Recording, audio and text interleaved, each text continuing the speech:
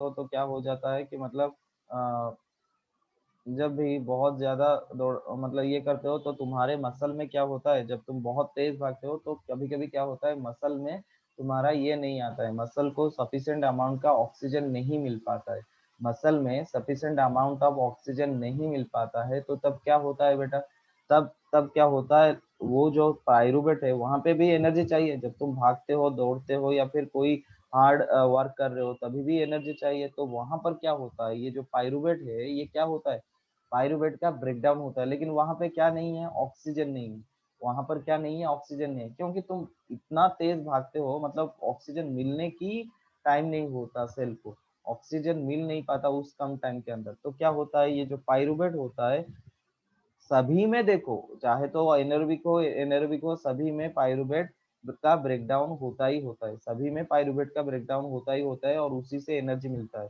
तो यहाँ पे क्या है, ऑक्सीजन हमारे मसल सेल में नहीं है, मसल सेल में नहीं है तो पायरुवेट जो होता है वो टूट के बन जाता है लैक्टिक एसिड। क्या बन जाता है बेटा, लैक्टिक एसिड बन जाता है, ये जो पायरुवेट है ना ये टूट के बन जाता है लैक्टिक एसिड। ठीक है, लैक्टिक एसिड के साथ और क्या निकलता है बेटा, एनर्जी निकलता है, लैक्टिक एसिड के साथ, लैक्टिक एसिड के साथ और क्या निकलता है, लैक्टिक एसिड के साथ और निकलता है एनर्जी। अच्छा ये वाला बात याद रखना है कि जो लैक्टिक एसिड जो है वो एक 2 कार्बन कंपाउंड होता है, ग्लूकोज जो है वो 6 कार्बन कंपाउंड होता है, पायरुवेट 3 कार्बन कंपाउंड होता है, और ये जो हमारा इथानॉल है वो भी 2 कार्बन कंपाउंड, ये भी 2 कार्बन कंपाउंड होता है, लैक्टिक एसिड 2 कार्बन कंपाउंड होता है, कार्बन डाइऑक्साइड जो मिलता है वो 3 कार्बन डाइऑक्साइड मिलते हैं।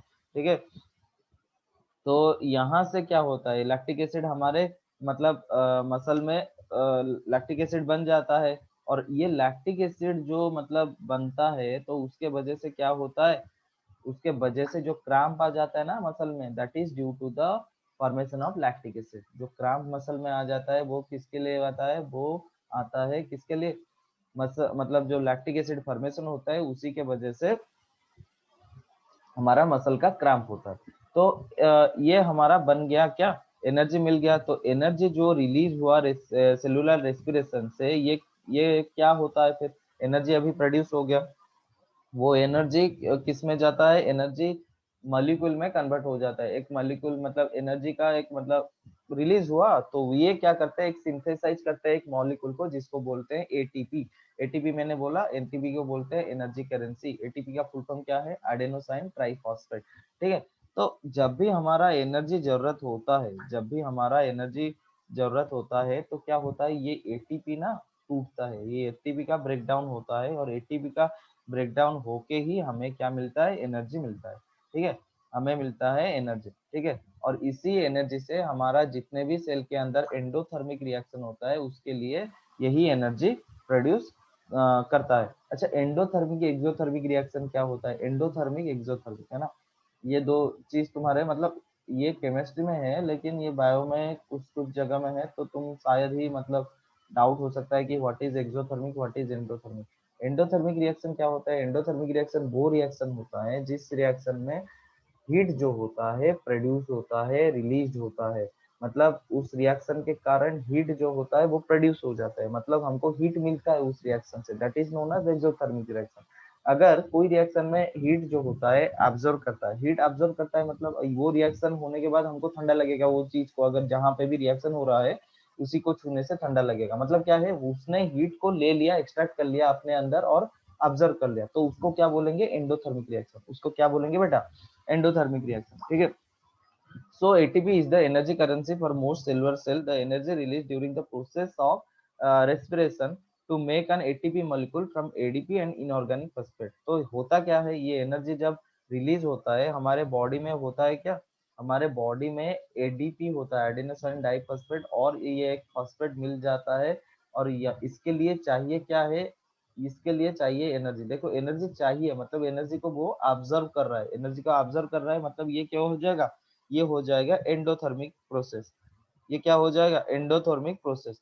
ठीक है, तो यहाँ पे फिर एडीपी और फॉस्फेट मिलके ये हो जाता है एटीपी, एडीपी प्लस फॉस्फेट ये मिलके हो जाता है एटीपी। ठीक है, endothermic process in the cell then use this ATP to drive the reaction when the terminal phosphate linkage of the ATP, देखो पहले तो ये एडीपी और फॉस्फेट मिलके एटीपी बनता है, फिर जब हमको एनर्जी चाहिए क्या होता है, ये फिर से ब्रेक डाउन होता है। मतलब ये जो आडेनोसाइन ट्राइफॉस्फेट 3 फॉस्फेट है, 3 फॉस्फेट में से एक फॉस्फेट फिर से टूट जाएगा। पहले देखो एडीपी का फुल फॉर्म क्या है, आडेनोसाइन डाइफॉस्फेट। 2 फॉस्फेट थे और एक फॉस्फेट मिला, और वो मिलने के लिए एनर्जी चाहिए, तो एनर्जी आके मिला, तो एंडोथर्मिक रिएक्शन हुआ, तो उसी से क्या प्रोड्यूस हुआ, एटीपी प्रोड्यूस हुआ। और ये जो एटीपी है ना, जब को हमें एनर्जी चाहिए, हमारी एनर्जी, हमारे बॉडी को एनर्जी की जरूरत जब जब भी है, तो ये क्या होता है, ये एटीपी का ब्रेकडाउन होता है। एटीपी का क्या होता है, ब्रेकडाउन होता है। किसमें ब्रेकडाउन होता है, इसमें इसमें जो एक फॉस्फेट और आडेनोसाइन डाइफॉस्फेट है, एडीपी और फॉस्फेट में, देखो ये इसी ऐसे ही बना था, एडीपी प्लस फॉस्फेट एटीपी बना था, तो वैसे ही टूटेगा, एडीपी प्लस फॉस्फेट होके टूटेगा, और इसके साथ रिलीज होगा क्या, इसके साथ रिलीज होगा एनर्जी। और यही एनर्जी, मतलब यही एनर्जी हमें जो, मतलब हम काम करते हैं, यही एनर्जी को यूज करके हम काम करते हैं, ठीक है। So, since the aerobic respiration pathway depends on oxygen, aerobic organism need to ensure that there is sufficient intake of oxygen। तो देखो यहाँ पे जो ईस्ट का फर्मेंटेशन होता है, वहां पे ऑक्सीजन की जरूरत नहीं, या फिर लैक्टिक एसिड का जो हमारा मतलब फॉर्मेशन होता है, वहां पर भी ऑक्सीजन का जरूरत नहीं। लेकिन हमारा जो मेन एनर्जी प्रोडक्शन का सोर्सेस है माइटोकॉन्ड्रिया में, एरोबिक रेस्पिरेशन होता है, वहां पे ऑक्सीजन चाहिए ही चाहिए। ऑक्सीजन को यूज करके ही पाइरूवेट का ब्रेकडाउन होता है। यहाँ पर जो मैंने बोला, ये पाइरूवेट ब्रेकडाउन होके 3 कार्बन डाइऑक्साइड में कन्वर्ट हो रहा है, तो यहाँ पे ऑक्सीजन चाहिए ना, ऑक्सीजन के प्रेजेंस में ही ये कन्वर्ट होता है, ऑक्सीजन के प्रेजेंस में ही ये कन्वर्ट होता है, ये इसका ब्रेकडाउन होता है। तो सफिशिएंट अमाउंट ऑफ ऑक्सीजन हमको इंटेक करना चाहिए, सफिशिएंट अमाउंट ऑफ ऑक्सीजन को हमें इंटेक करना चाहिए, ताकि मतलब हमारा जो रेस्पिरेशन, मतलब हमको हमारा जो एनर्जी क्राइटेरिया है, एनर्जी रिक्वायरमेंट है, वो फुलफिल हो सके। मतलब अगर सफिशिएंट ऑक्सीजन लेंगे तो सफिशिएंट ब्रेकडाउन होगा, सफिशिएंट ब्रेकडाउन होगा तो large number of ATP produce होगा, large number of ATP produce होगा, तो हमारा जब भी मतलब हमें चाहिए होगा एनर्जी, तो वो एटीपी का ब्रेकडाउन होकर एनर्जी मिल जाएगा। समझ रहे हो, ठीक है। So, uh, we have seen that the plants exchange gases through stomata। तो plant gases किसके थ्रू exchange करते हैं, stomata के through. And the large intercellular spaces ensure that all cells are contact with the air। Carbon dioxide and oxygen are exchange by diffusion here. कहाँ पे, plants में। Plants में ऐसे नहीं कि हमारे पास नाक है, हमने क्या कर दिया, हमारे नोज के थ्रू हमने मतलब ब्रीद इन ब्रीद आउट करके ऑक्सीजन कार्बन डाइऑक्साइड का वो बेड़ा पार कर लिया। लेकिन प्लांट्स में नॉस्ट्रिल है क्या, उनका नाक तो नहीं है, उनके पास होता क्या है, स्टोमाटा। उनके पास होता है स्टोमाटा, और स्टोमाटा में वो ऑक्सीजन चाहे हो या फिर कार्बन डाइऑक्साइड चाहे हो, उसका कैसे करते हैं, मतलब जो भी है उसका मतलब जो ट्रांसपोर्टेशन कैसे करते हैं, थ्रू डिफ्यूजन। डिफ्यूजन का मतलब एयर में ऑक्सीजन है, वो डिफ्यूज होके स्टोमाटा के थ्रू प्लांट्स के अंदर आएगा, और फिर स्टोमाटा से कार्बन डाइऑक्साइड डिफ्यूज होके एयर को जाएगा, ठीक है। The direct diffusion depends upon the environment condition and the requirement of the plants. At night there is no photosynthesis. अच्छा, दिन में वो क्या करते हैं, कार्बन डाइऑक्साइड को इंटेक करते हैं।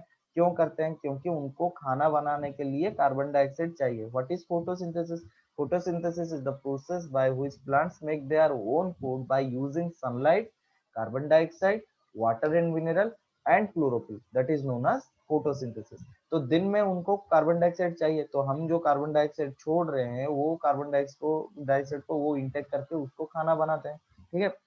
खाना बना लिए, और वो छोड़ते हैं क्या, ऑक्सीजन। वो छोड़ते हैं ऑक्सीजन, जिसको हम ब्रीद इन करते हैं, जिसको हम ब्रीद इन करते हैं। और इसी के वजह से रात में ना फोटोसिंथेसिस नहीं होता। क्यों नहीं होता, क्योंकि रात में क्या नहीं है, सनलाइट नहीं है। फोटोसिंथेसिस के लिए क्या चाहिए, मैंने बोला था सनलाइट चाहिए, कार्बन डाइऑक्साइड चाहिए, वाटर और मिनरल चाहिए, और क्या चाहिए, क्लोरोफिल होना चाहिए। बाकी सब तो है रात में, लेकिन सनलाइट जो है वो अवेलेबल नहीं होता है। अगर सनलाइट अवेलेबल नहीं होगा तो वहां पे फोटोसिंथेसिस नहीं हो पाएगा। और फोटोसिंथेसिस क्योंकि नहीं हो रहा है, तो प्लांट रात के टाइम क्या करता है, ऑक्सीजन को इनटेक करता है बेटा, ऑक्सीजन को इनटेक करता है, और छोड़ता क्या है, कार्बन डाइऑक्साइड छोड़ता है। तो उसी के वजह से, फॉर दिस रीजन ओनली, रात को बोलते हैं कि प्लांट्स के नीचे सोना नहीं है, ठीक है।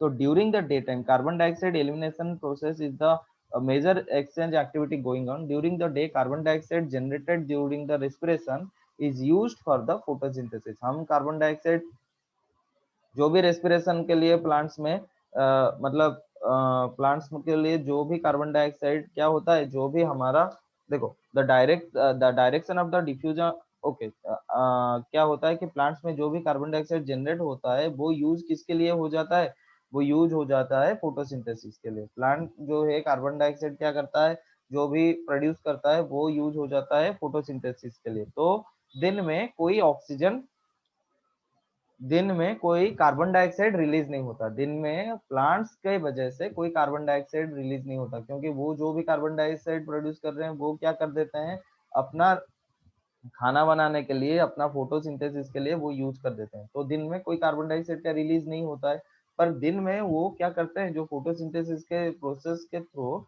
वो ऑक्सीजन रिलीज करते हैं। तो क्या होता है, ऑक्सीजन का अमाउंट दिन में, एक दिन में, टोटल दिन में बढ़ता है। क्यों, पूरा सुबह के टाइम में वो क्या करते हैं, ऑक्सीजन रिलीज कर देते हैं और कार्बन डाइऑक्साइड को यूज कर देते हैं अपने खाना बनाने के लिए। ठीक है, ओके। अभी हम देखेंगे कि मतलब एक्वेटिक एनिमल में, अभी हमने क्या कर दिया कि मतलब ये जो टेरेस्ट्रियल एनिमल एंड प्लांट्स के बारे में बोल दिया, ये वाला बात समझ में आया बेटा, कैसे हमारा एनर्जी ब्रेकडाउन होता है। और एक बार मैं बता देता हूँ, हमारा जो एनर्जी मिलता है, हम खाना वाना खाने से ग्लूकोज मिलता है। ग्लूकोज जो होता है 6 कार्बन मॉलिक्यूल होता है। तो ग्लूकोज की ब्रेकडाउन के वजह से ही हमको एनर्जी मिलता है। और ग्लूकोज का ब्रेकडाउन कैसे हो सकता है, दो तरीके का हो सकता है, या तो ऑक्सीजन के प्रेजेंस में हो सकता है जिसको एरोबिक रेस्पिरेशन बोलते हैं, या तो ऑक्सीजन के अब्सेंस में बनता है जिसको एनएरोबिक रेस्पिरेशन बोलते हैं। एरोबिक रेस्पिरेशन कहाँ पे होता है, सारे लिविंग ऑर्गेनिजम्स में होता है। और एनएरोबिक रेस्पिरेशन कहाँ पे होता है, एक तो है ईस्ट में होता है, और क्या होता है, हमारे जब भी मतलब ज्यादा हम मतलब हेक्टिक काम कर रहे हैं, थोड़ा मसल पे जब प्रेशर आता है तो मसल में जो होता है वो भी एक तरीके का एनएरोबिक रेस्पिरेशन है।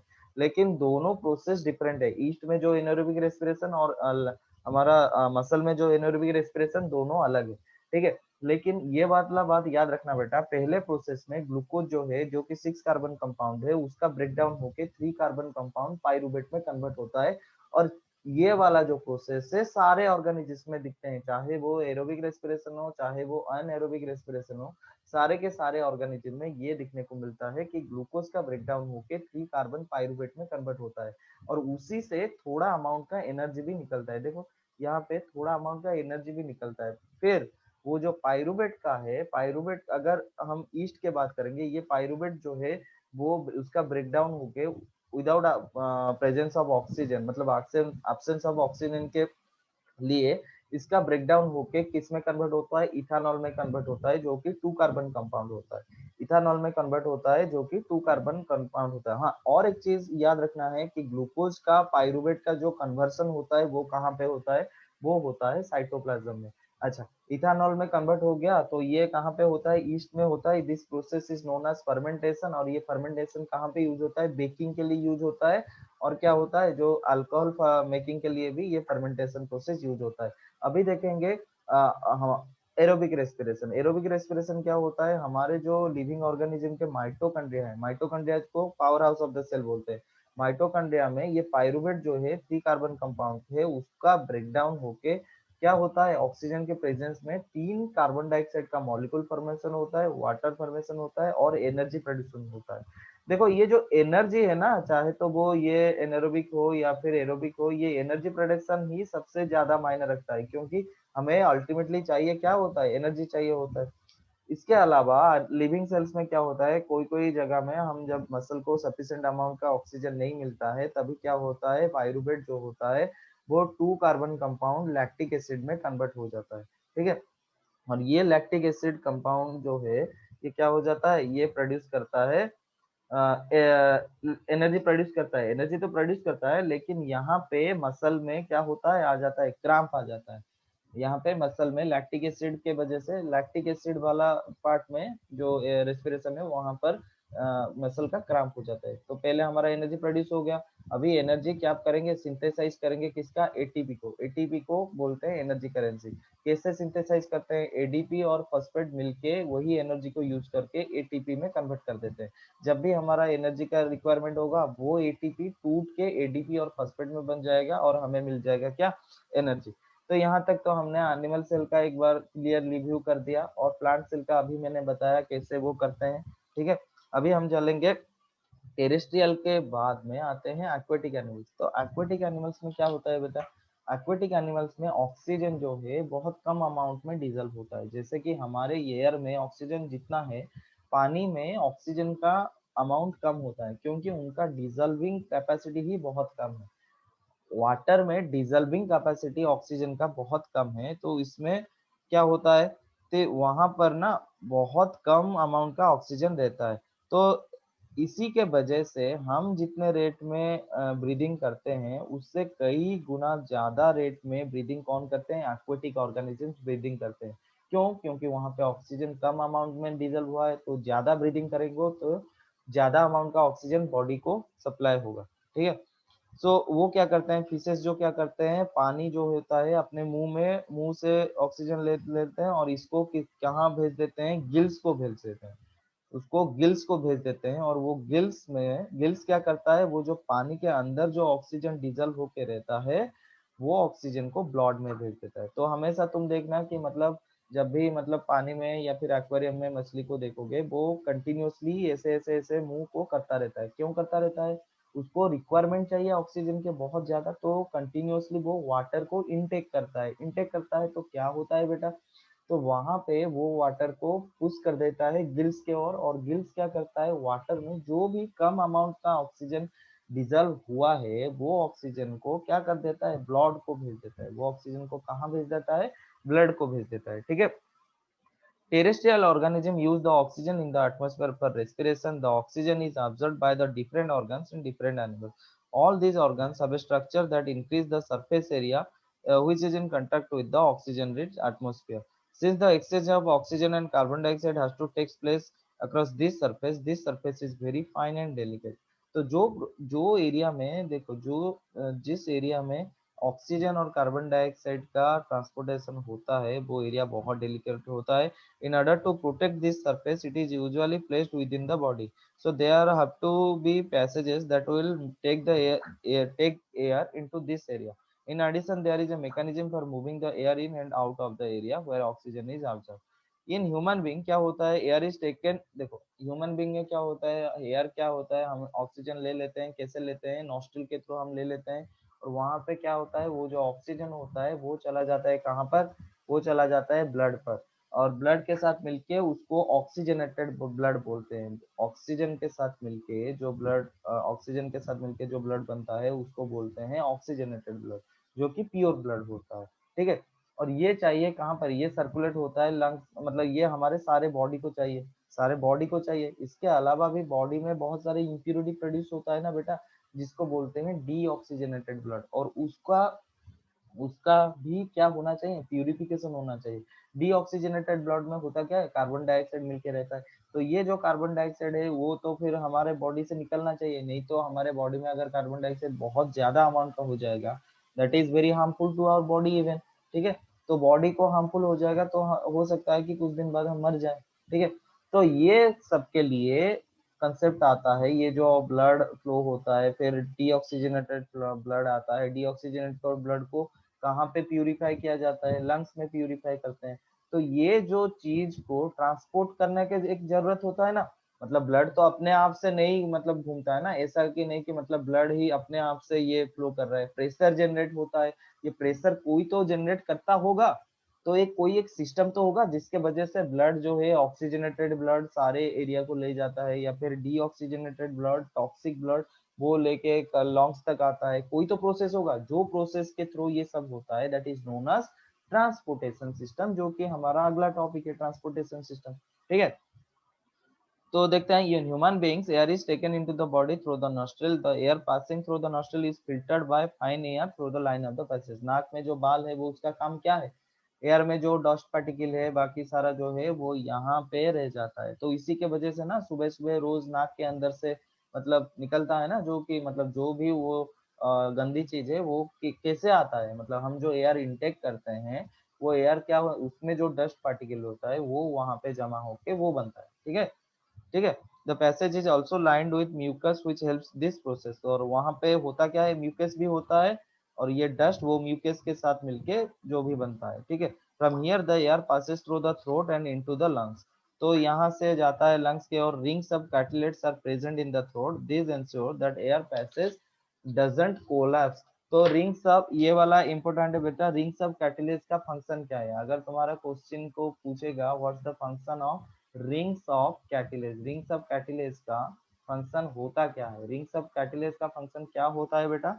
ये इंश्योर करता है कि एयर पैसेज कोलैप्स नहीं होता, इसको इंश्योर करने के लिए रिंग्स ऑफ कैटलेज है। तो ये इंश्योर क्या करता है? Ensure air air ensure prevention of air passage collapse, prevention of air passage collapse. ठीक है, समझ में आ रहा है? समझ में आ रहा है?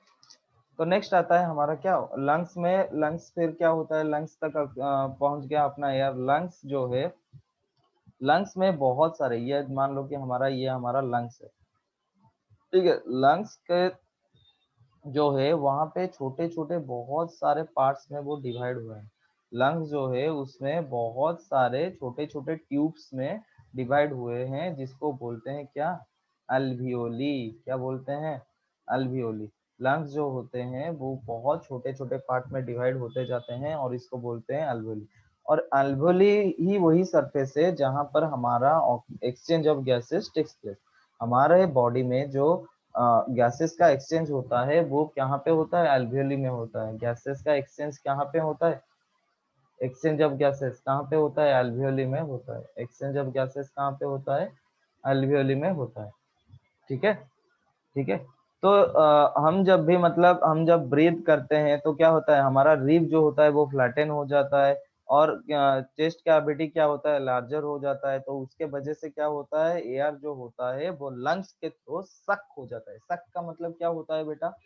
सक का मतलब एक नेगेटिव प्रेशर क्रिएट होता है। हम जब ऐसे ब्रीथ इन कर रहे हैं, अगर तुम ऐसे करोगे तो तुम फील कर पाओगे तुम्हारा जो रीप का एरिया है। रीप का एरिया क्या करता है? रीप एरिया प्रोटेक्ट करता है लंग्स को और थोड़ा बहुत हार्ट को। रीप क्या करता है? प्रोटेक्ट करता है लंग्स को। जब हम सांस लेते हैं, अंदर खींचते हैं, तो क्या होता है? रीप जो होता है वो फ्लैटन हो जाता है और चेस्ट कैविटी जो है, यहाँ पर जो चेस्ट कैविटी होता है यहाँ पर, वो क्या हो जाता है? बड़ा हो जाता है। तो उसके वजह से क्या होता है बेटा?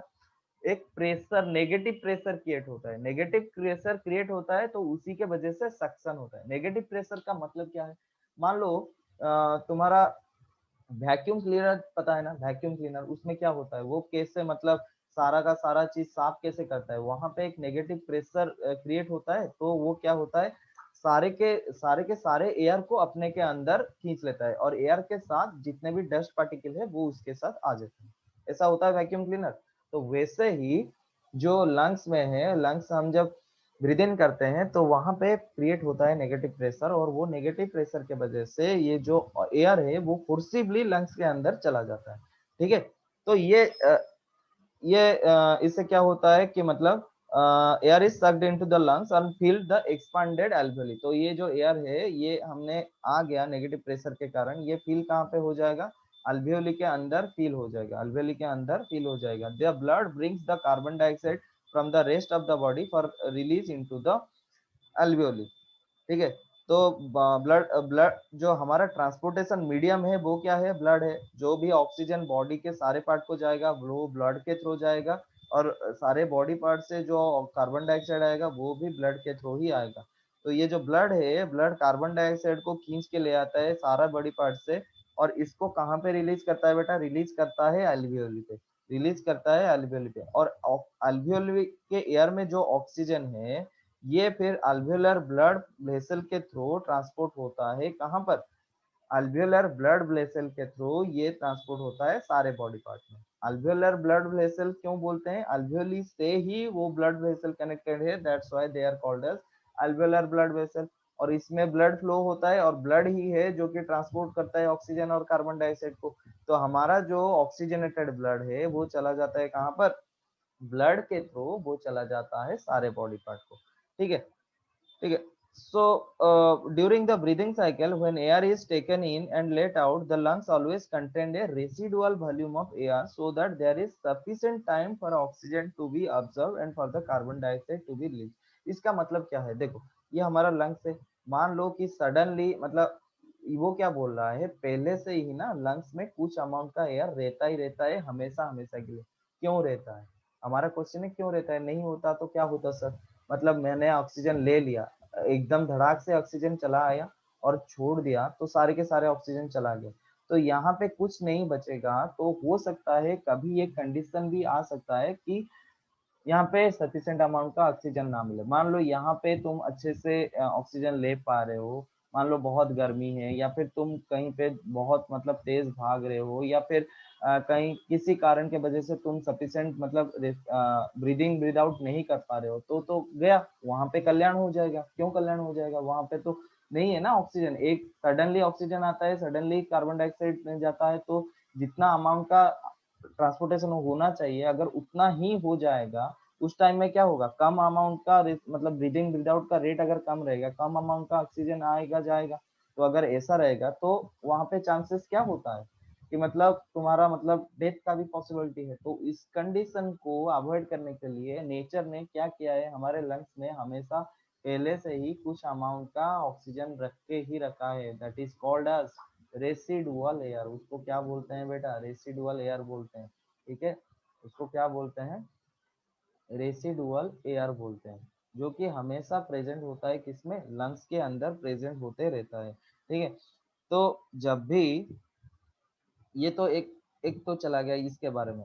और एक चीज है कि मतलब अगर एनिमल ऑर्गेनिज्म का बॉडी जो है बहुत बड़ा हो जाएगा, बहुत ज्यादा बड़ा होगा, तो जो हमारा ये जो ऑक्सीजन डिलीवरी है ना, जो भी ऑक्सीजन चलता है इस साइड उस साइड, ऑक्सीजन एक्चुअली चलता कैसा है, ब्लड में ऑक्सीजन मिलता रहता है और ब्लड चारों ओर को जाता है सारे ऑर्गेनिजम्स को, और वहां से डिफ्यूजन के थ्रू ऑक्सीजन जाता है सारे ऑर्गेनिज्म को। तुमने ये मतलब डाउट होता होगा ना सर, आपने बोला कि ब्लड जो होता है वो ही ऑक्सीजन और कार्बन डाइऑक्साइड को कैरी करता है, तो करता कैसा है, करता कैसा है, इसके अंदर में ऑक्सीजन डिफ्यूज होके मतलब डिजोल्व होके होता है, ठीक है। तो वो जैसे जैसे सारे ऑर्गेनिजम्स के पास जाएगा, यहाँ से जो डिजोल्व ऑक्सीजन है वो क्या हो जाएगा, डिफ्यूजन के थ्रू वो सारे ऑर्गेनिजम्स को चला जाएगा। फिर जो कार्बन डाइऑक्साइड आएगा वो भी डिफ्यूजन के थ्रू यहाँ पे ब्लड को कार्बन डाइऑक्साइड आएगा, ठीक है। इतना बात समझ में आ गया। तो अगर एनिमल का बॉडी का साइज बड़ा है तो डिफ्यूजन प्रोसेस अकेला सारा पार्ट को ऑक्सीजन डिलीवर नहीं कर सकता। तो क्या होता है, respiratory pigment take up oxygen from air in the lungs and carry it to the tissues which are deficient in oxygen before releasing it. तो कुछ कुछ रेस्पिरेटरी पिगमेंट है जो कि एयर से ऑक्सीजन को लेते हैं लंग्स तक, और फिर वहां पे जो भी ऑर्गेनिज्म है डेफिशिएंट है, जो भी टिश्यू को ऑक्सीजन नहीं मिल पा रहा है, यही ब्लड के माध्यम से, अगर एनिमल का मतलब एनिमल अगर बहुत बड़ा होगा, एनिमल अगर बहुत बड़ा होगा, तो देखो ब्लड में जितना भी ऑक्सीजन डिजल्व होता है, ऐसा नहीं कि ब्लड में पूरा बहुत बहुत अमाउंट का ऑक्सीजन डिजल्व होता है, वैसा नहीं है, बहुत कम अमाउंट का ऑक्सीजन डिजल्व होता है। तो अगर एनिमल का साइज बड़ा होगा तो उसका ऑक्सीजन का रिक्वायरमेंट भी ज्यादा होगा। अगर ऑक्सीजन का रिक्वायरमेंट ज्यादा होगा तो सिर्फ और सिर्फ ब्लड के थ्रू जो ऑक्सीजन जाता है बेटा, वहां पे तो बहुत कम ऑक्सीजन जाता है, तो उतनी ऑक्सीजन में उनका सारा बॉडी का जो रिक्वायरमेंट है वो फुलफिल नहीं हो पाएगा। उतना ऑक्सीजन में उनका बॉडी का जो सारा का सारा रिक्वायरमेंट है वो फुलफिल नहीं हो पाएगा, तो वो क्या करेंगे फिर, कुछ नेचर ने वहां पर भी कुछ क्या कर दिया है कि रेस्पिरेटरी पिगमेंट बना दिए हैं। नेचर जो है, गॉड जो अपने भगवान जो इंसान को बनाया या फिर कोई भी लिविंग ऑर्गेनिज्म बनाया, बहुत सोच समझकर उनको बनाया बेटा, उनको सारा जुगाड़ लगा दिए हैं। मतलब ये नहीं ये कंडीशन आएगा तो ये उनके लिए है, अगर वो वाला प्रॉब्लम है तो उनको सोल्यूशन के लिए ये वाला है। तो भगवान ने सोच समझ कर को ही इंसान को बनाया है, ठीक है। तो देखो जब भी बड़ा मतलब बड़ा वाला लिविंग ऑर्गेनिज्म है, तो उनके लिए तो मतलब रेस्पिरेशन करना मतलब सिर्फ ब्लड से ही ऑक्सीजन मतलब जितना भी मिलता है वो सफिशिएंट नहीं होता है, तो उनके लिए क्या होता है, एक रेस्पिरेटरी पिगमेंट होता है। तो रेस्पिरेटरी पिगमेंट का काम क्या होता है, वो ऑक्सीजन एटमोस्फेयर से लाता है, और जो जो टिश्यू में ऑक्सीजन का डेफिशिएंट हो रहा है वो टिश्यू में ऑक्सीजन को सप्लाई करेगा। ये यहाँ पे होता है जब भी कोई लार्ज मतलब बड़ा वाला ऑर्गेनिज्म है, लार्जर ऑर्गेनिजम्स है, और उनको सफिशिएंट अमाउंट ऑफ ऑक्सीजन पहुंच नहीं पा रहा है ब्लड के जरिए, तो वहां पर क्या होता है, ये क्या करते हैं क्या करते हैं, मतलब रेस्पिरेटरी पिगमेंट होता है, वो पिगमेंट क्या करते हैं, ऑक्सीजन बाहर से लेते हैं और इसी सेल्स में छोड़ देते हैं। ठीक है, तो ह्यूमन बींग में ऐसे एक रेस्पिरेटरी पिगमेंट है जो कि हीमोग्लोबिन है। ह्यूमन बींग में जो रेस्पिरेटरी पिगमेंट है उसका नाम क्या है, ह्यूमन बींग में रेस्पिरेटरी पिगमेंट जो है, रेस्पिरेटरी पिगमेंट वो क्या है, हीमोग्लोबिन है। रेस्पिरेटरी पिगमेंट जो है उसको बोलते हैं क्या, हीमोग्लोबिन। देखो इसमें भी एक चीज है, हीमोग्लोबिन, हीमोग्लोबिन में हमारा ब्लड का जो आयरन रहता है वो किसके वजह से होता है, हीमोग्लोबिन के वजह से। क्यों, ये जो हीमोग्लोबिन में हीम वर्ड है ना, हीम वर्ड का मतलब है आयरन। ठीक है, हीम वर्ड का मतलब ही है आयरन। हेमाटाइट जो आयरन का ओर होता है, आयरन का ओर का मतलब समझ रहे हो, जो मतलब पत्थर से जिससे एक्सट्रैक्ट करना प्रॉफिटेबल होता है, जो नेचुरल, मतलब कोई एक पहले तो ऐसा नहीं कि दुनिया में मतलब हम खुदाई कर लिया और आयरन मिल गया, हमको मिलता है और क्या होता है, that minerals from which extraction of any metals और any non metals is profitable. वही मिनरल जिसमें मेटल या नॉन मेटल का एक्सट्रैक्शन प्रॉफिटेबल है उसको ओर बोलते हैं। तो आयरन का जो ओर होता है उसको बोलते हैं क्या, एक ओर है उसका नाम है हेमाटाइट। देख रहे हो यहाँ पे भी हेम वर्ड है, यहाँ पे भी हेम वर्ड है, तो हीमोग्लोबिन में जो हेम वर्ड यहीं से लाया गया था बेटा। तो हीमोग्लोबिन में जो हीम वन का मतलब क्या है, आयरन है। तो हमारे ह्यूमन में रेस्पिरेटरी पिगमेंट कौन है, हीमोग्लोबिन है। और हीमोग्लोबिन क्या करता है, ये ऑक्सीजन को कैरी करता है। ठीक है, ऑक्सीजन को कैरी करता है। In human being respiratory pigment is haemoglobin which has a very high affinity for oxygen. तो ये क्या करता है, ऑक्सीजन को, उस ऑक्सीजन के लिए बहुत हाई, ज्यादा एफिनिटी रहता है। और ये हीमोग्लोबिन जो होता है कहाँ पे होता है, हीमोग्लोबिन जो होता है, these are present in RBC, present in RBC. RBC का फुल फॉर्म क्या है बेटा, red blood corpuscles. Red blood corpuscles, इसको दूसरे नाम भी है, इसको बोलते हैं रेड ब्लड सेल्स, या फिर इसको एरिथ्रोसाइट भी बोलते हैं, इसको एरिथ्रोसाइट भी बोलते हैं। कार्बन डाइऑक्साइड जो है वो वाटर में ज्यादा सॉल्युबल है, ऑक्सीजन, ऑक्सीजन में जितना सॉल्युबल होना चाहिए उससे ज्यादा वाटर में सॉल्युबल है। तो ये क्या है कि मतलब जो भी ट्रांसपोर्टेड चीज है हमारा ब्लड में ही क्या हो जाता है, ब्लड में ही ट्रांसपोर्टेशन हो जाता है। तो इतना तक हमने समझ लिया। नेक्स्ट हम आएंगे किसके ओर, नेक्स्ट नेक्स्ट हम आएंगे ट्रांसपोर्टेशन की ओर। ठीक है, यहाँ तक हमने समझ लिया क्या है हमारा रेस्पिरेशन का जो भी है वहां तक हमने समझ लिया। इसके बाद हम आएंगे ट्रांसपोर्टेशन को। तो अब हम पढ़ेंगे transportation, what do you mean by transportation. तो जो कि मैंने बोला था अभी कि मतलब हमारा मतलब बॉडी में ये मतलब जो भी है कि मतलब ऑक्सीजन चाहिए या फिर कार्बन डाइऑक्साइड का रिमूवल चाहिए, ये सब जो होता है इसके लिए क्या चाहिए, मतलब कुछ तो मीडियम चाहिए, भाया मीडियम चाहिए, जिसके थ्रू से ये क्या होगा, जिसके थ्रू से एक्सट्रैक्शन होगा या फिर ऑक्सीजन आएगा। तो ये किसमें, मतलब एक प्रॉपर सिस्टम तो चाहिए ना, एक प्रॉपर सिस्टम चाहिए इस सब के लिए। तो ये जो प्रॉपर सिस्टम है उसको बोलते हैं ट्रांसपोर्टेशन सिस्टम, उसको बोलते हैं क्या, ट्रांसपोर्टेशन सिस्टम। तो ट्रांसपोर्टेशन सिस्टम के मीडियम के, ट्रांसपोर्टेशन सिस्टम के थ्रू ये क्या होता है, सारे मतलब या तो सारे बॉडी पार्ट को अल्वेओलर ब्लड वेसल के थ्रू ऑक्सीजन जो है मिल जाता है, या फिर कार्बन डाइऑक्साइड जो है लंग्स तक पहुंच जाता है। तो ऐसे तो अपने आप नहीं होता, कुछ तो मतलब मैकेनिज्म होगा जिसके वजह से। ऐसे तो नहीं कि मतलब इसका मन किया तो चलो हम ऑक्सीजन को दे देते हैं सारे बॉडी पार्ट को, मन किया चलो ले लेते हैं सारे कार्बन डाइऑक्साइड को, ऐसे तो नहीं होता है। ऐसा होता तो एक दिन में मतलब वो उनका मन होता है तो ऑक्सीजन छोड़ देते, वही टाइम में हमको ऑक्सीजन मिल जाता, उनका मन होता है तो कार्बन डाइऑक्साइड ले आते, वरना बाकी सारे टाइम में कार्बन डाइऑक्साइड वैसे ही बॉडी में स्टोर होता है। ऐसे तो नहीं है ना, एक रेगुलर मैनर में चल रहा है, रेगुलर मैनर में चल रहा है, ऑक्सीजन भी सारे बॉडी पार्ट को जा रहा है और कार्बन डाइऑक्साइड भी सारे बॉडी पार्ट से लॉन्ग्स को आ रहा है, एक रेगुलर मैनर में ये सब काम चल रहा है ना। तो उसी के वजह से एक मतलब हमारा सिस्टम की जरूरत है जिसको बोलते हैं ट्रांसपोर्टेशन सिस्टम। ठीक है, ये ट्रांसपोर्टेशन सिस्टम में कौन कौन सा ऑर्गेनिज्म इन्वॉल्व है बेटा, ऑर्गन्स इन्वॉल्व है, ऑर्गन्स बोल, ऑर्गेनिज्म बोल दिया गलती से, ऑर्गन्स। ठीक है, ये ट्रांसपोर्टेशन सिस्टम में कौन कौन से ऑर्गन्स इन्वॉल्व है, एक तो हमारा हार्ट हो गया, एक हमारा वेसल्स हो गया, अर्टरी हो गया, वेन हो गया, अर्ट्रियोल्स हो गया, ये सारे के सारे के बारे में हम पढ़ेंगे इसमें, किसमें, ट्रांसपोर्टेशन में। ठीक है, तो ब्लड जो होता है, पहले देखते हैं कि ब्लड जो होता है वो क्या होता है। ब्लड जो होता है वो हमारा प्राइमरी ट्रांसपोर्टेशन ऑर्गन है, ब्लड जो होता है वो प्राइमरी ट्रांसपोर्टेशन ऑर्गन होता है। ये ब्लड होता क्या है बेटा, ब्लड में क्या क्या हो, एक तो है कि मतलब ब्लड का एक सेल, ब्लड का दो पार्ट होता है, एक का ब्लड का सेल होता है, एक होता है ब्लड का फ्लूइड। जो फ्लूइड होता है उसको बोलते हैं प्लाज्मा। ये जो फ्लूइड होता है, ये फ्लूइड को, ब्लड फ्लूइड को क्या बोलते हैं? प्लाज्मा। मतलब ब्लड में जो फ्लूइड पार्ट हम देखते हैं उसको बोलते हैं क्या?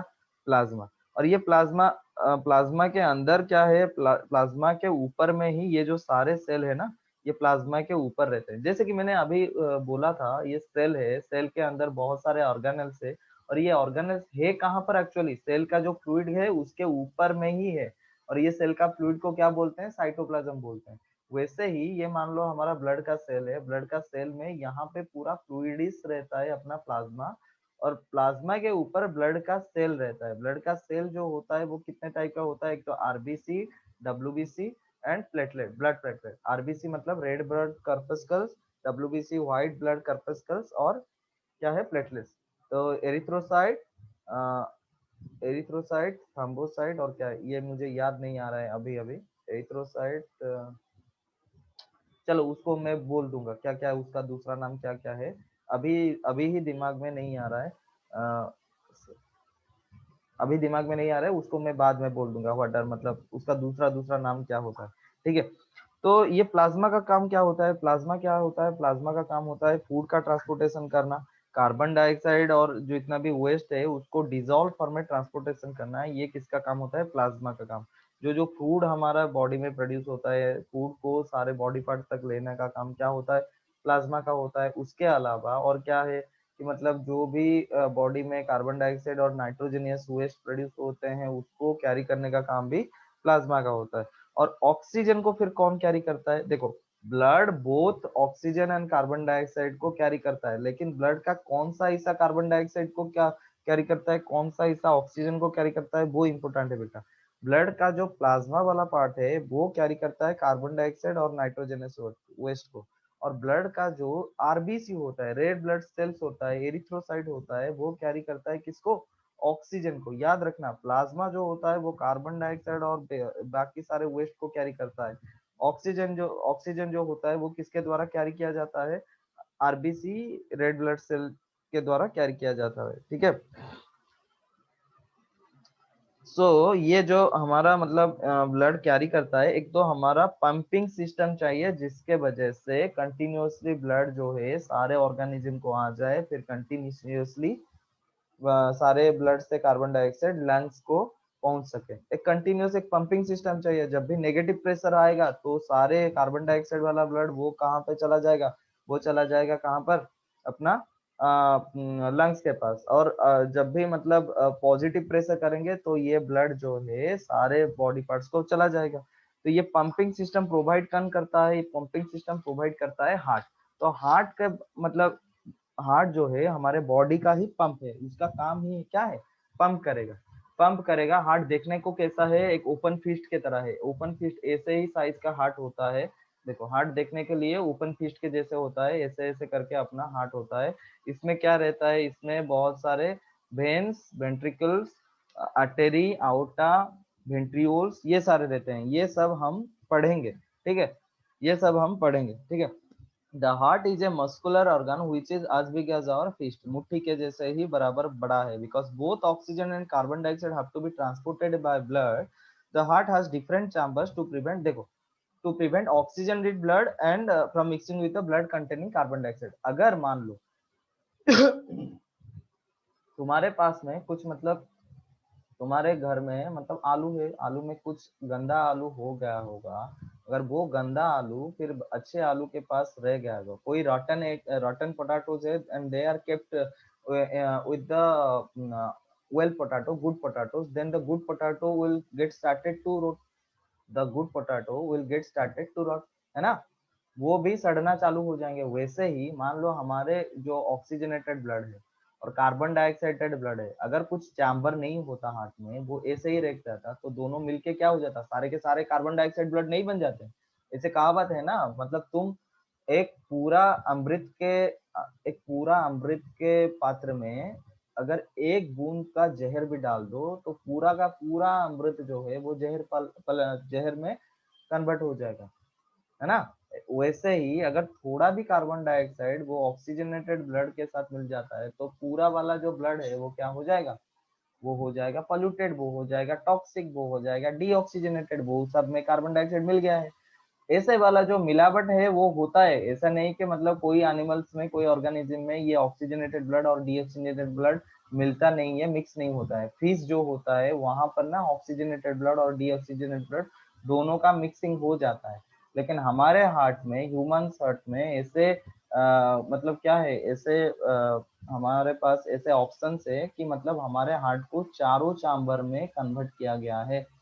तो ये चारों चैम्बर के कारण हमारा ऑक्सीजनेटेड ब्लड, डीऑक्सीजनेटेड ब्लड वो कुछ भी मतलब क्या नहीं होता, मिक्स नहीं होता। अच्छा, चारों चैम्बर्स में, दो चैम्बर्स में क्या होता है, एक तो ऑक्सीजनेटेड ब्लड आता है, मतलब दो चैम्बर्स ऑक्सीजनेटेड, दो चैम्बर्स डीऑक्सीजनेटेड के लिए यूज होता है। मतलब क्या है, एक तो लंग्स के लिए एक चैम्बर में क्या होगा, लंग्स को जाएगा ब्लड, एक चैम्बर में लंग्स से जो ब्लड आएगा वो आएगा हार्ट को एक चैम्बर में, और एक चैम्बर में क्या है, जो डीऑक्सीजनेटेड ब्लड या फिर कार्बन डाइऑक्साइड वाला जो ब्लड है वो सारे बॉडी पार्ट में आएगा, वो उसके लिए एक चैम्बर है। और एक चैम्बर के लिए क्या है कि मतलब जो ब्लड है ऑक्सीजनेटेड ब्लड वो सारे बॉडी पार्ट को जाएगा, उसके लिए एक चैम्बर है। चारों चैम्बर याद रह गया ना।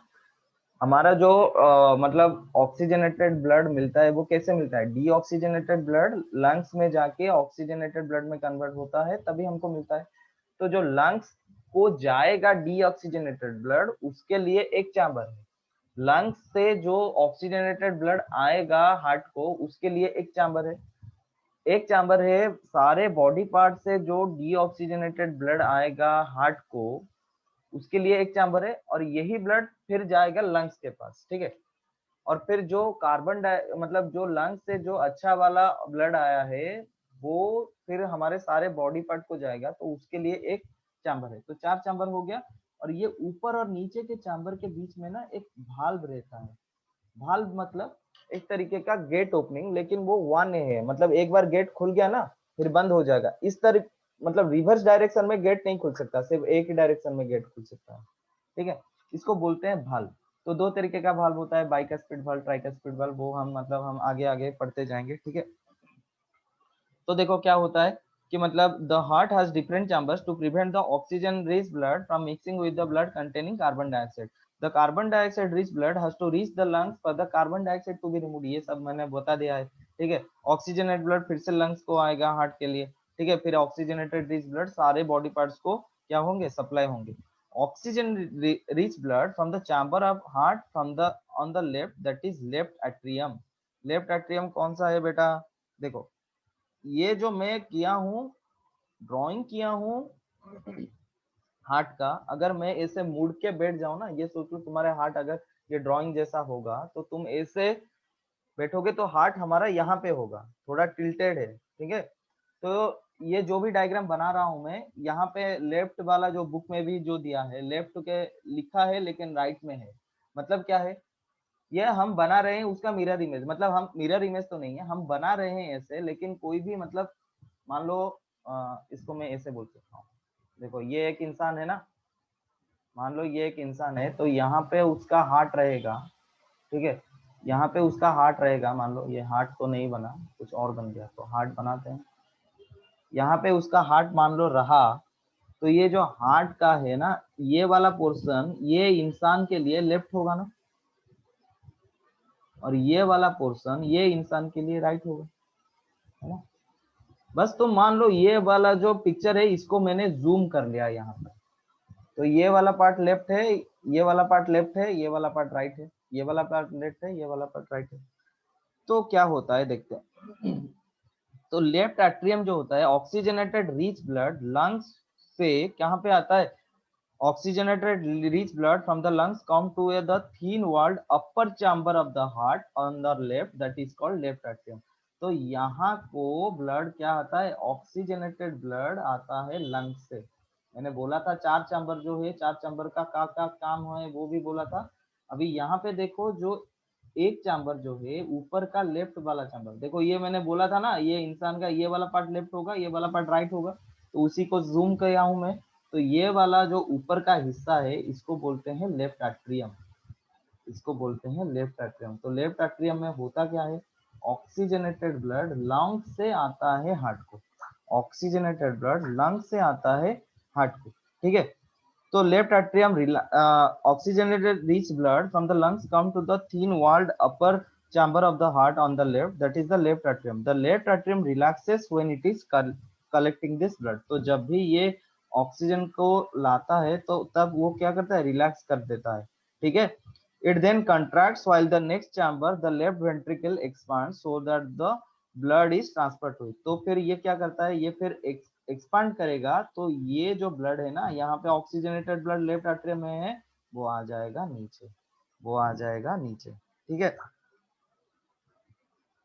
When the muscular left ventricle, ये लेफ्ट एट्रियम है, तो ये वाला अगला वाला क्या है, लेफ्ट वेंट्रिकल है। तो ये वाला क्या है कि व्हेन लेफ्ट वेंट्रिकल कौन सा है बेटा, ये वाला लेफ्ट एट्रियम है। ऊपर वाला जो हिस्सा है उसको एट्रियम बोलते हैं, ऊपर वाला चैम्बर्स को एट्रियम बोलते हैं, नीचे वाला चैम्बर्स को बोलते हैं वेंट्रिकल। तो ऊपर वाला लेफ्ट एट्रियम, ये वाला लेफ्ट वेंट्रिकल, ठीक है, लेफ्ट वेंट्रिकल। वैसे ही ऊपर वाला उस साइड का वो क्या हो जाएगा, राइट एट्रियम, राइट एट्रियम, और इसको बोलते हैं क्या, राइट वेंट्रिकल, ठीक है।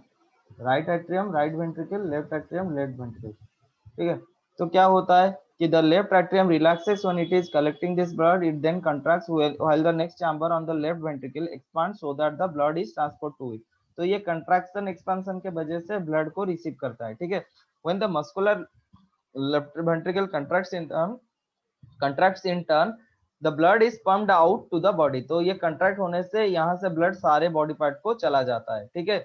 लेफ्ट एट्रियम में देखो दो तरीका का है, एक तो पल्मोनरी आर्टरी और पल्मोनरी वेन। वेन में हमेशा याद रखना, हमेशा जो वेन में है, वेन में डीऑक्सीजनेटेड ब्लड आता है। मतलब वेन एक्चुअली क्या है, क्या अगर ब्लड हार्ट को जाता है ना, कोई एक मतलब कोई एक वेन्स क्या होता है, एक मतलब छोटा छोटा ट्यूब होता है। वेन और आर्टरी दोनों क्या होता है, छोटा छोटा ट्यूब होता है। और वेन क्या होता है, अगर ब्लड हार्ट के थ्रू जिस ट्यूब से जाता है हार्ट तक, जो जो ट्यूब में जो ट्यूब के से ट्रांसपोर्ट होके वो हार्ट तक पहुंचता है, वो वाला ट्यूब को बोलते हैं वेन। और हार्ट से निकलकर जो मतलब बाकी पार्ट्स को जोता है उसको बोलते हैं आर्टरी, उसको बोलते हैं आर्टरी। तो वेन्स जो होते हैं जनरल वेन्स होते हैं, और एक होता है पल्मोनरी वेन। पल्मोनरी वर्ड का मतलब जो है लंग्स के साथ एसोसिएटेड है, मतलब पल्मोनरी लगेगा। एक तो है पल्मोनरी वेन, एक होता है नॉर्मल वेन, सिर्फ वेन, ठीक है। और क्या है, आर्टरी क्या होता है, पल्मोनरी, एक तो होता है पल्मोनरी आर्टरी, एक होता है नॉर्मल आर्टरी, एक होता है पल्मोनरी आर्टरी। देखो पल्मोनरी लगेगा मतलब लंग्स के साथ एसोसिएटेड है, ठीक है, नॉर्मल आर्टरी। तो देखो इसमें क्या होता है, जनरली वेन्स जो है, वेन्स में सारे बॉडी पार्ट्स में, वेन्स मतलब क्या है, हार्ट तक जो ब्लड पहुंचाता है उसको वेन्स बोलते हैं। तो देखो सारे जो है वेन्स है, सारे वेन्स में ब्लड सारे बॉडी पार्ट में लाके वो कहाँ पे देता है, हार्ट को देता है, हार्ट को देता है। तो जनरली वेन्स में डीऑक्सीजनेटेड ब्लड कैरी होता है। लेकिन देखो यहाँ पे एक ऑक्सीजनेटेड ब्लड जो लंग्स को आ रहा है वो आता है किसमें, पल्मोनरी वेन में। पल्मोनरी वेन, वेन क्या है, वेन मतलब जो भी, चाहे वो ऑक्सीजनेटेड हो डीऑक्सीजनेटेड हो, अगर ब्लड जिस वेसल में जिस ट्यूब में हार्ट तक पहुंचता है उसको बोलते हैं वेन। हार्ट से जो ट्यूब में ब्लड जाके दूसरे एरिया को जाता है उसको बोलते हैं आर्टरी। तो जनरली सारे वेन्स में डीऑक्सीजनेटेड ब्लड आता है, एक पल्मोनरी वेन ही है जिसमें ऑक्सीजनेटेड ब्लड आता है हार्ट को। और ये pulmonary vein blood, oxygenated blood कहाँ से लाता है, वो लाता है किससे, वो लाता है लंग से।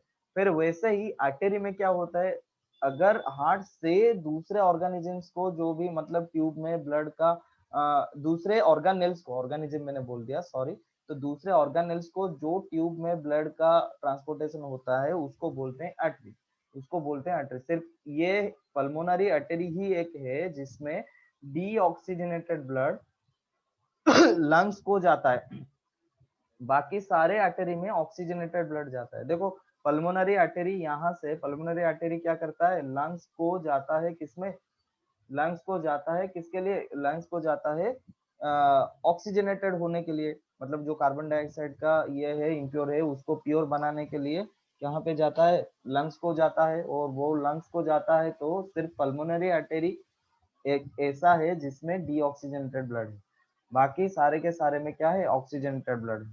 ठीक है, यहाँ तक आई थिंक समझ में आ गया होगा। तो सो बेटा यहाँ तक हमने आज क्या पढ़ा कि मतलब रेस्पिरेशन के वजह से, रेस्पिरेशन को टोटल में पढ़ा है, और क्या है कि मतलब थोड़ा बहुत हम ट्रांसपोर्टेशन के बारे में पढ़ा है। और ट्रांसपोर्टेशन में बाकी का जो पार्ट है हम मतलब अगले क्लास में मैं डिस्कस करवा दूंगा। अगर तुम्हें ये सारा कंटेंट अच्छा लगा हो तो ये क्या है कि मतलब ये जो क्लास 10 के बच्चे हैं जो कि पैंडेमिक के वजह से बहुत सारे मुश्किल उनको आया है पढ़ाई में, तो उनको एक तरीके का हेल्प करने के लिए, एक सोशल कज के लिए मैं ये वीडियो सारे बना रहा हूँ।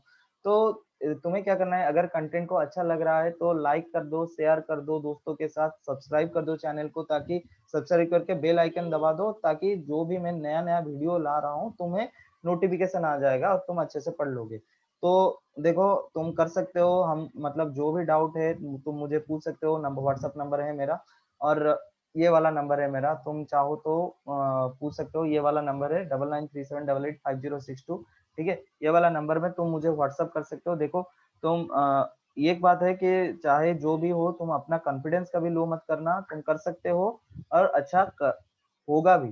ठीक है, अच्छा होगा भी। ठीक है, आज के लिए क्लास यहीं पे रखते हैं, नेक्स्ट क्लास को हम और एक टॉपिक लेके, या तो मैथ या फिर साइंस का एक नया टॉपिक लेके मैं पढ़ाऊंगा। और भी अगर कोई तुम्हारा टॉपिक स्पेसिफिकली तुम्हें कोई टॉपिक है, तुम कमेंट सेक्शन में वो वाला टॉपिक लिख सकते हो, ताकि मैं वो वाला चैप्टर्स भी लाके उसको लेके एक वीडियो बना सकता हूँ। ठीक है, ठीक है, बाय बाय, टेक केयर।